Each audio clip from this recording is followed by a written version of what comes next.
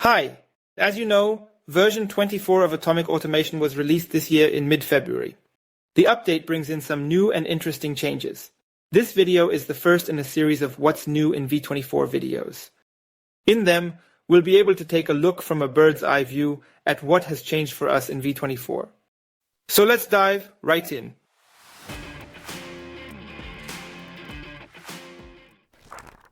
This may not be so obvious given the first release of V24, but the numbering of the versions got slightly changed.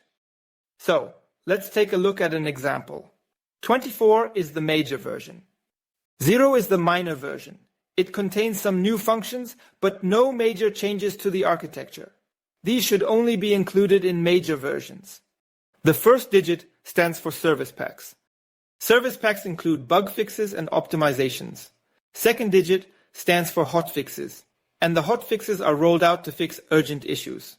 It is important to note that service packs and hotfixes are only ever published for the latest minor release. Broadcom have also changed their release policy with V24. Each major version now has a support life cycle of 5 years. A major release is published every 21 to 24 months. This should give you enough time to upgrade before the software runs out of support. In addition to the support window, for each major release, there is also the so-called enhancement window. It lasts about 1.5 years from the release date. New minor releases are published only during this period. In other words, if you want to upgrade to a feature-stable version, you should wait until the end of the enhancement window. So does that mean that I, as a current customer, shouldn't consider V24 until autumn 2025?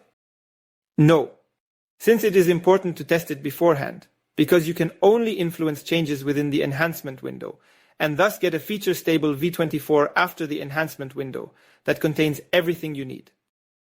Now let's move on to the technical changes. The biggest change in V24 is of course the support of Unicode UTF-8. We have covered this topic in our UTF-8 video. There is also a series of very informative videos from Broadcom you may want to see. Moving on. Not all of the features that we saw in previous versions have made their way into version 24. We will have to part with some of them. Which ones though? The first one to go is the event engine. That is the intelligent part of Automic Analytics. As an alternative, Broadcom offers support for some streaming platform integration via the Automation Marketplace. Next is the Infrastructure Manager. In case you've been using this solution to manage your infrastructure, then you will need to adapt your pipeline and integrate along another solution, for instance via the REST API. The support for WebLogic or WebSphere as an application server for AVI was also discontinued with version 24. So this leaves us with either Jetty or Tomcat as supported options. In case you still have 32-bit Linux or Windows systems, there is not a lot of good news for you either, since no version 24 agents are offered for these platforms. Though, of course, you can still use your agents from version 21. You will also find some changes in the compatibility matrix. All components now support OpenJDK 17. But then we have to say goodbye to Java 1.8. In case you are running your engine with Red Hat 6 or a Windows Server version prior to 2019, then you will need to update your operating system. Some older DB engines are also no longer supported from this point on. The minimum version for Oracle is now 19C, and for MS SQL it is 2019. But let's not spend too much time mourning and see what exciting things are right about to come. Let's now move on to the individual categories. As already mentioned, the Windows and Unix agents will only support 64-bit from now on. And that's totally not the only change. Since version 24, the agents for these platforms are Java-based. And naturally, the new agents support Unicode, so that emojis and umlauts can be used within the file paths or scripts.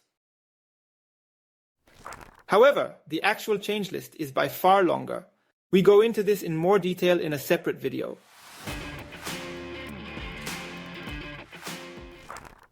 There are many both small and large changes within the AVI itself. One area that has been significantly improved is accessibility. And not only in visual terms, but also through convenient keyboard support you now can use to operate the AVI. I'll leave the other highlights to Philipp in his own video. And naturally, version 24 brings some changes related to the automation engine. In order for the new version to be able to support Unicode encoding, the upgrade must take place conventionally. This means that you cannot use a zero downtime upgrade here. Version 24 also changes the way in which passwords are encoded along the supplied tool. The newly encoded passwords are generated with 2 dashes instead of the usual soft hyphens. The good news is that the engine can use both the new and the old encoded strings. The REST API has been expanded to include additional endpoints, in particular for handling of the Automic objects. Joel sheds light on these innovations in a separate video. Finally, if you use CyberArk as a password vault, you can also use CyberArk's REST API instead of the local client starting from version 24 and onwards. So now we hit the end of the video. Which feature of version 24 do you find the most exciting? Let me know in a comment, and thank you for watching.